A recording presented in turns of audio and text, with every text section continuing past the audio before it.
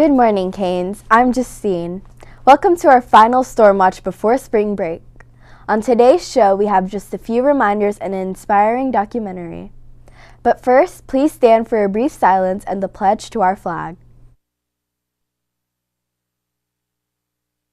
I pledge allegiance to the flag of the United States of America and to the republic for which it stands, one nation, under God, indivisible, with liberty and justice for all.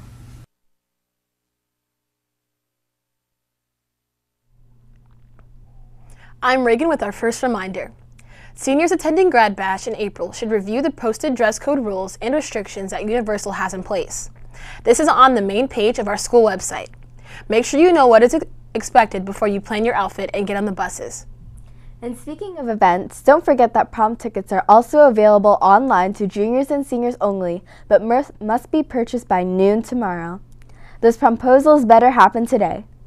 Tickets are $60 each on the PHU web store. Let's take a moment now to look at our next 4-day forecast for Canes meetings, matches, and more.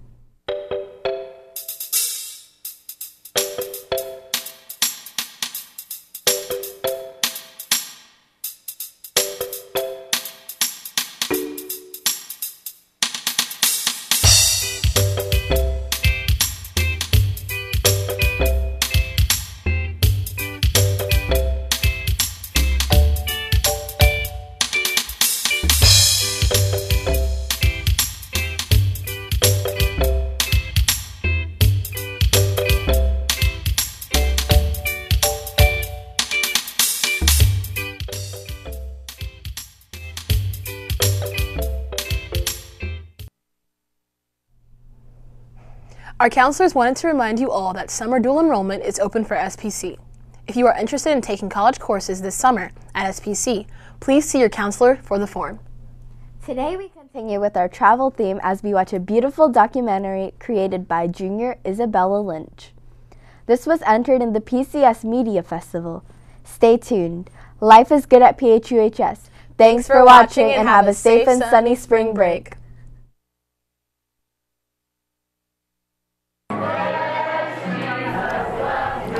There's something unique about the human aspect of a mission trip. It is about getting to know the world in which these people live, to immerse yourself in the culture shock. It's about getting to touch them, physically and unseen, bringing passion and clean water to a people so selfless, and getting an overwhelming sense of hope in response. It's about the experience and gaining relationships, to laugh and to feel, to run and to sing, to dance and to breathe. For a moment, to intimately know these people's hardships and heart cries. This is what it is to be on a mission. When I was on my way over to the Dominican Republic, I was thinking, wow, we're just gonna get into this community and change them, but it ended up being the complete opposite. Like, we changed the community a little bit, like we went in and we helped, but at the same time they changed our hearts. Going into this trip, I really didn't know. I didn't really have any expectations. I'd never been on a mission trip before. I didn't really have a lot of time to prep for this because it was kind of a last minute thing. Tim was like, hey, you want to come? And I'm like, yes. On the flight over, really, as the leader of the trip, my thought is going into the preparation process and all the details and making sure we have everything lined up, from transportation to our housing to food, to make sure it's going to be a smooth trip. I don't really know what I was thinking about when I was going over. I had a lot of expectations and of what everything was going to be like. It was 4 a.m. when we flew out of Florida. We were excited, and adrenaline was keeping us going. We had no idea what to expect. And then we landed. Santo Domingo, the Dominican Republic. It felt a lot like home. It's very hot and humid. You could just see that it was clearly a poorer country. I realized that they don't have a lot of things that we have, and it's very, they don't have a lot of money, and they don't have many things to be grateful for, but yet they are. The country was absolutely beautiful. It was breathtaking. Like, we look at the States and we're like, wow, it's so beautiful here. But then when you go somewhere where it's just raw nature, you just see a completely different part of the world that God has created. As quickly as we had landed, we were on a bus, headed away from the tourist-laden cities into the tiny town of La Lista, outside Barahona. The sleeping arrangements were definitely different from home. We slept on the floor of the church, and we had a big blue tarp in the middle of the room to cover the boys' side and the girls' side, and we had a lot of sleeping bags. The first morning, I was a bit wigged out, because you know how like you'll fall asleep somewhere, and then you wake up, and then you're like, you totally forget that you're even in that environment for a second. My first thought on the first morning was I miss my family. And I think something that I immediately realized was different from home was our lack of hot water and really our lack of access to water at any time. La Lista is centered around one road leading in and out of the village.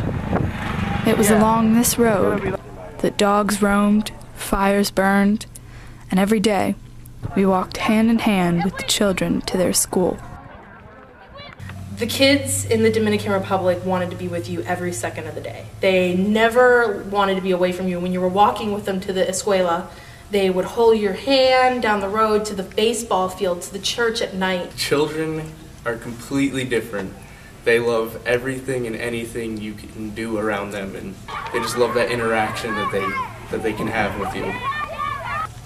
The children there were the most, I think, genuine kids I've ever met in my entire life. They were like so content with what they had, which was literally nothing, just like dirt and maybe like a little toy that they made. And they were okay with that. They were, as long as they had Jesus and as long as they had someone to talk to, they were pretty happy. Every day after having the Bible study at the school, we did something that might have been the most lasting impact on the village. We gave families who had never had accessible clean water, water filters. When we went into people's homes, it was honestly really, really cool because you got to really see what these people lived like every single day. But then seeing especially their water situation that we helped improve, how much water they had to buy every month and take out of their monthly earnings to get clean drinking water, the stuff that we take for granted. And every day after making a difference with the filters, we trekked to the village baseball field, which was essentially a great expanse of dirt with a cage in the shadow of a mountain. There, we united once again over the love of a sport that was enjoyed in both countries.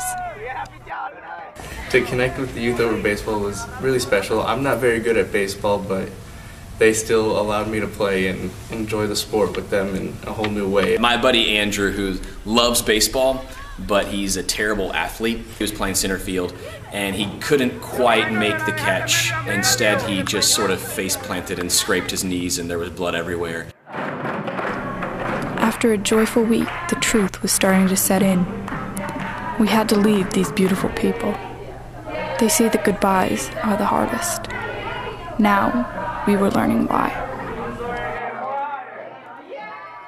And will you ever be the same? No. No. Definitely not. Probably not. I remember leaving and just hugging this one little girl, Malia, and she wanted us to stay with her, and we told her we'll be back, we promise. So the next time we go there, I'll definitely give her a big hug. And we are going back. We are returning to our Dominican brothers and sisters.